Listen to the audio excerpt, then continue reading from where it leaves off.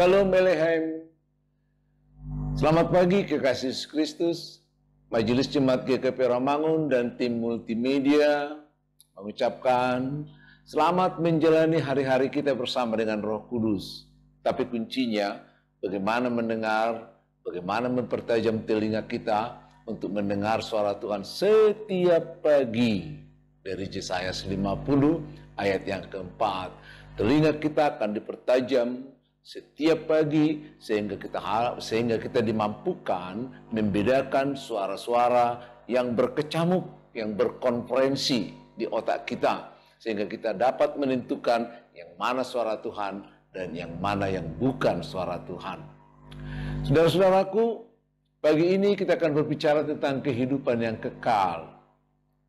Rupanya hidup yang kekal itu adalah karunia Allah. Kalau kita baca di Roma pasal yang ke-6 ayat yang ke-23 dikatakan demikian.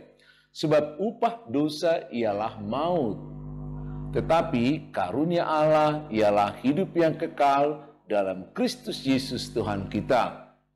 Ayat ini ada dua bagian, saya selalu pikirkan ini. Di satu sisi dikatakan sebab upah dosa adalah maut, merupakan satu kata yang disimpulkan dari semua perjanjian baru dan perjanjian lama, karena dosa itu telah membawa kita ke dalam kematian.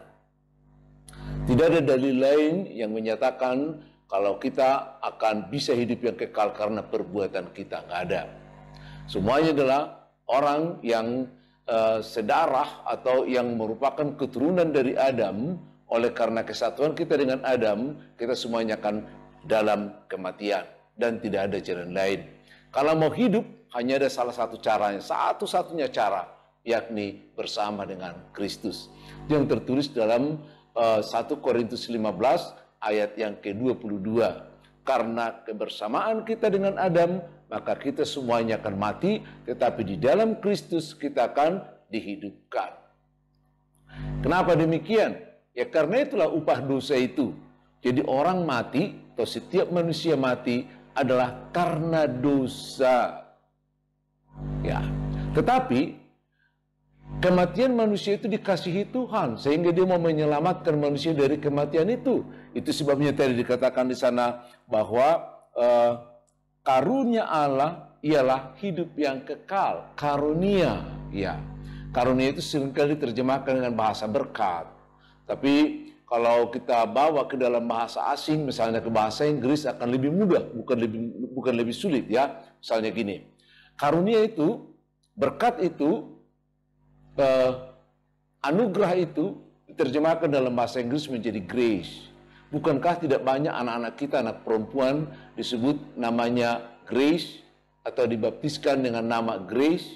Kenapa? Karena terkesan akan karunia, akan anugerah. Tapi sebenarnya pengertiannya masih jauh lebih dalam. Misalnya kata grace ini. Kata grace itu selain dari bahasa Yunani, kemudian juga ke bahasa Jerman dikatakan menjadi gratia. Ya, sering kan dengar sola gratia kan? Ya. Lalu dari bahasa Yunani ke bahasa Latinnya juga adalah gratia.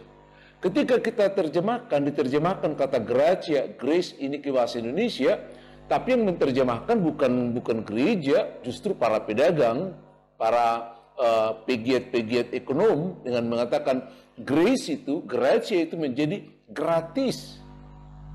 Saya yakin Anda tahu apa itu gratis. Yakni tidak bayar. Ya, pemberian itu ya gratis. Sama seperti menerima hadiah. Saudara pernah menerima hadiah? Ya, kalau kita pernah menerima hadiah kan nggak bayar.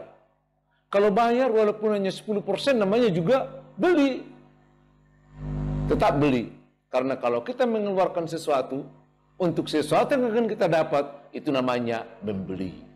Nah, kalau kita ganti tadi atau kita perbaiki atau kita coba jelaskan kata karunia menjadi berkat, menjadi anugerah, kemudian menjadi grace, menjadi gratia dan menjadi gratis, maka coba diterjemahkan Alkitabmu tadi dengan bahasa pengertian yang tadi. Dari Roma 6 ayat yang ke-23 itu dikatakan, sebab upah dosa ialah maut, tetapi hidup yang kekal adalah pemberian cuma-cuma dari Allah melalui Yesus Kristus. Jadi hidup kekal itu atau surga yang ingin dicapai oleh setiap orang itu adalah pemberian gratis seperti menerima hadiah dari kawan. Anda yakin? Kalau Anda yakin, kita teruskan buktinya. Buktinya kita baca dalam Efesus pasal yang kedua, ayat yang ke-8 dengan ayat yang ke-9. Bahwa di sana dikatakan demikian. Saya bacakan untuk kita ya. Efesus 2 ayat yang ke-8 sampai ayat yang ke-9 dikatakan demikian. Sebab karena kasih karunia kamu diselamatkan oleh iman. Itu bukan hasil usahamu, tetapi pemberian Allah. Itu bukan hasil pekerjaanmu. Jangan ada orang yang memegahkan diri. Are you sure? Percaya?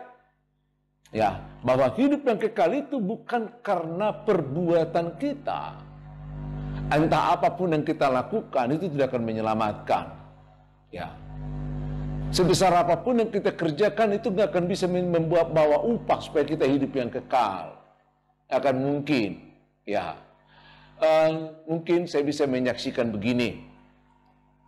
Kalau saya menjadi seorang pendeta, apalagi setelah 30 tahun, banyak jemaat yang saya jalani kampung, mendirikan gereja, membaptiskan orang, berkhotbah hampir tiap hari, kadang-kadang sampai 2-3 kali satu hari, mengajar PA dan lain sebagainya. Ya, bahkan menolong orang dengan cara-cara tertentu melalui diakoni, kita lakukan. Seandainya aku meninggal dunia, lalu aku naik menjumpai mau berjalan ke surga, lalu ketemu dengan Tuhan Yesus menanyakan, mau kemana kau pendeta gitu ya? Saya bilang, aku kan pendeta, Tuhan Yesus, saya sudah berkhotbah, saya sudah melayani, saya sudah membaptiskan orang, saya sudah mendirikan gereja, saya sudah ini dan lain sebagainya. Bolehkah itu tiketku masuk ke surga? Bolehkah perbuatanku itu membuatku menjadi masuk ke surga? Karena aku pendeta, karena aku melayani, karena aku berkhotbah, karena aku membaptis? Nggak bisa. Nggak ada jalan lain. Dan itu harus dipertimbangkan. Lalu kenapa kau berkhotbah? Kenapa kita berbuat baik? Kenapa kita melakukan semuanya itu? Bukan supaya kita masuk surga. Tapi karena aku yakin adalah anggota kerajaan surga yang sudah diselamatkan oleh Kristus melalui darahnya. Dan aku punya harapan ketika kebangkitannya telah mengalahkan semuanya. Maka aku juga akan bangkit dari debu kematian. Dan ketika Yesus naik ke surga menyediakan tempat, aku yakin aku sampai di sana. Maka aku memperkenalkan hidup yang kekal yang akan ingin dan yang akan saya tempati bersama dengan Kristus itu.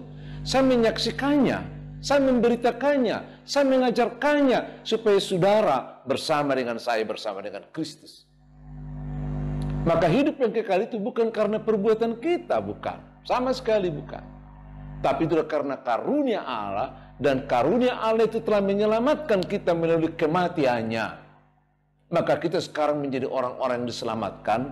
Maka pemberitaan firman pelayanan adalah dari orang-orang yang telah terselamatkan untuk menyelamatkan orang lain dalam kuasa Tuhan. Shalom.